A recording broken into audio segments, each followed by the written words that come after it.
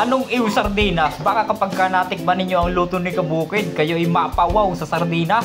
At eto nga mga Kabukid, no? Magluluto tayo ng papaya with sardinas. At yan ang ating mga sangkap, sili, ang naunguna, sibuyas, bawang, tsaka luya, paminta. So ilalagay ko na mga Kabukid, ang ating unang gata. At syempre, isasama na rin natin dyan ang mga ingredients katulad ng sibuyas, bawang, at saka luya. Ayan. At talaga naman yung pandali na. Isama na rin natin yung ating pinakang paboritong sardinas. Ayan. Tapos lagyan ko na rin ng kaunting asin para naman pag kumulo ay lumasa na agad. Ayan. Kaunti lang naman kasi yung ating sardinas mga Kabukid ay maalat na.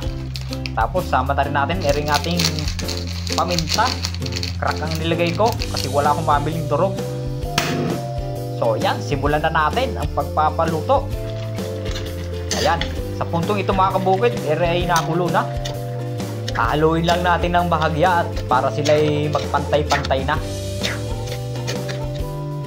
Bisitahin at muna syempre, natin, kailangan huwag natin kakalimutang bisitahin at baka ay magtampo. So ayan mga Kabukid, no? Lalagyan natin yung pamuling gata kapag ka ito ay medyo naiga-iga na.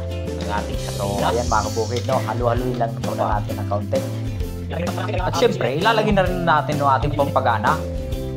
Siguradong kapag kahit ay nakakain ng isang ikaw hindi na uulit pa. Biro lang naman. Sa punto nga ito mga Kabukid, ay ating gata ay igang-iga na.